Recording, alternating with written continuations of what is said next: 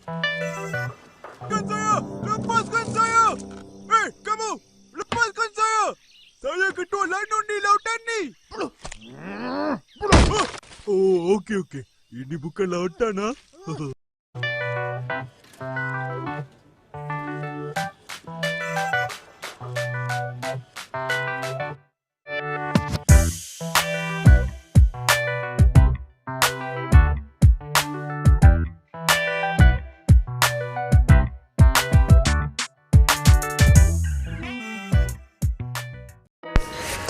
Assalamualaikum warahmatullahi wabarakatuh. Halo teman-teman semuanya. Pada video pembelajaran kali ini kami akan sedikit menjelaskan mengenai penguasaan Konstantinopel oleh Turki Utsmani dan pelayaran dunia. Nah, sebelum masuk ke video pembelajaran kami, jangan lupa subscribe, like, dan share ya teman-teman. Jangan lupa nonton sampai habis video kami ini. Jatuhnya Konstantinopel ke tangan Turki merupakan peristiwa penting yang menjadi salah satu penanda berakhirnya abad pertengahan. Selama berabad-abad, Konstantinopel adalah pusat dunia barat sekaligus pertahanan Kristen terhadap Islam. Selama itu pula, kota ini tidak lepas dari ancaman, namun selalu selamat dari penyerangan. Hingga akhirnya, pasukan Turki Ottoman yang dipimpin oleh Mehmed II atau Muhammad Al-Fatih berhasil menaklukkan Konstantinopel. Konstantinopel jatuh ke tangan Turki Ottoman pada 29 Mei 1453 setelah 53 hari dikepung oleh pasukan Mehmed II. Konstantin XI selaku raja pun terbunuh saat ibu kota Kekaisaran Bizantium atau Romawi Timur jatuh ke tangan Muslim. Konstantinopel yang terletak di tepi pantai Laut Marmora di dekat Selat Bosporus merupakan kota transit rempah-rempah pertama di sekitar Laut Tengah yang menghubungkan barang-barang antara Eropa dan Asia. Jatuhnya Konstantinopel ke tangan Turki kemudian membuat kondisi perdagangan bangsa Eropa mengalami kemandegan. Sebab bangsa Turki Utsmani banyak membuat peraturan yang menyulitkan lalu lintas pelayaran bangsa Eropa, terutama dalam memperoleh rempah-rempah. Itulah mengapa jatuhnya Konstantinopel ke tangan Turki Ottoman menjadi salah satu faktor yang mendorong kedatangan bangsa Barat ke Indonesia. Sejarah singkat Konstantinopel. Konstantinopel telah menjadi ibu kota kekaisaran sejak pentahbisannya pada tahun 330 di bawah Kaisar Romawi Konstantinus Agung. Dalam kurun waktu 11 abad berikutnya, kota ini telah dikepung berkali-kali tetapi hanya pernah direbut sekali sebelumnya, selama Perang Salib keempat pada 1204. Tentara Salib kemudian mendirikan negara Latin di sekitar Konstantinopel. Sementara Kekaisaran Bizantium terpecah menjadi negara-negara kecil seperti Nisea, Epirus, dan Trebizond. Mereka bertempur sebagai sekutu melawan pendirian Latin, tetapi juga berjuang di antara mereka sendiri untuk tahta Bizantium. Bangsa Nisea akhirnya merebut kembali Konstantinopel dari orang Latin pada tahun 1261 dan membangun kembali Kekaisaran Bizantium di bawah dinasti Palaiologos. Setelah itu, kekaisaran ini semakin melemah karena harus terus menangkis serangan berturut-turut oleh orang Latin, Serbia, Bulgaria, dan Turki Utsmani.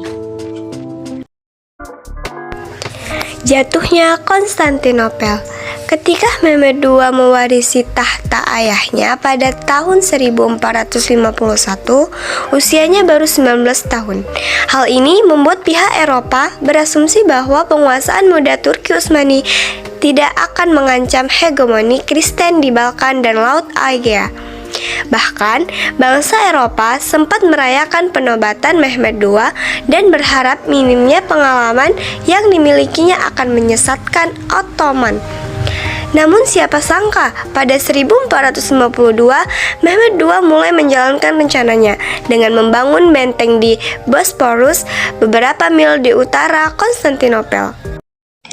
Pada Oktober 1452, Mehmed menempatkan pasukan di Peloponnese untuk memblokade Thomas dan Demetrios supaya tidak bisa memberi bantuan kepada saudara mereka, Konstantin XI, dalam serangan yang akan datang. berbekal persenjataan baru nan canggih, pada 6 April 1453, sebanyak 80.000 pasukan muslim yang dipimpin Mehmed memulai serangan terhadap 8.000 pasukan Kristen di bawah pimpinan Konstantin XI, Kaisar Bizantium ke-57. Pemuda 21 tahun yang haus keagungan ini pun berhasil melewati tembok pertahanan kota bersama bala tentaranya yang sangat besar. Setelah 53 hari dikepung, Konstantinopel akhirnya jatuh pada tanggal 29 Mei 1453, menandai runtuhnya kekuasaan Bizantium dan berakhirnya abad pertengahan. Setelah menaklukkan kota, Mehmed menjadikan Konstantinopel sebagai ibu kota Ottoman yang baru, menggantikan Adrianopel. Dampak jatuhnya Konstantinopel ke tangan Turki.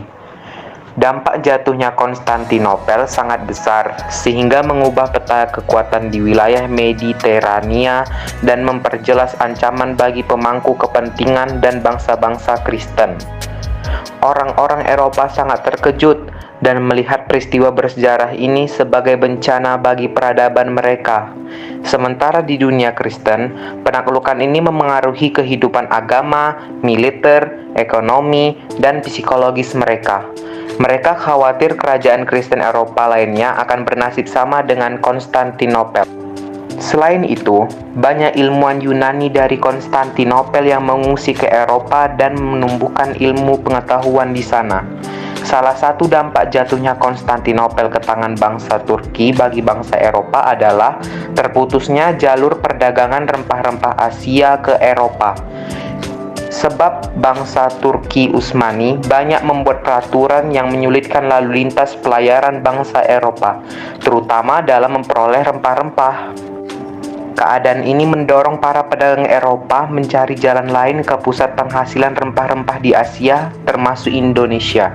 Itulah mengapa jatuhnya Konstantinopel ke tangan Turki telah mendorong banyak bangsa Eropa datang ke Indonesia. Penjelajahan samudra kemudian menjadi cara bangsa Eropa untuk mencapai Asia. Bangsa Eropa yang memelopori penjelajahan samudra adalah Portugis dan Spanyol. Sebab di antara bangsa-bangsa lain, dua negara ini menghadapi kesulitan ekonomi paling parah setelah jatuhnya Konstantinopel. Dalam perjalanannya, bangsa Eropa juga menemukan banyak wilayah baru di berbagai belahan dunia. Oke teman-teman, sekian video pembelajaran dari kelompok kami. Jika ada kesalahan mohon dibicarakan baik-baik, bukan malah pergi mencari yang lebih baik.